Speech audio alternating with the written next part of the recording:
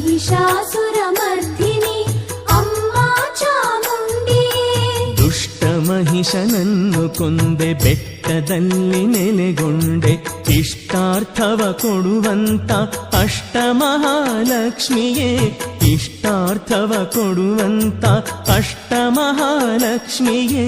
ಅಂಬಾ ಭವಾನಿಯೇ ದೇವಿ ಮಹಾಶಕ್ತಿಯೇ, ಮಹಿಷಾಸುರಮರ್ಧಿನಿ ಅಮ್ಮ ಚಾಮುಂಡಿಯೇ, ಮಹಿಷಾಸುರಮರ್ಧಿನಿ ಅಮ್ಮ ಚಾಮುಂಡಿಯೇ. ತ್ರಿಶೂಲಧಾರಿಣಿ ತ್ರಿಮಾತೆ ರೂಪಿಣಿ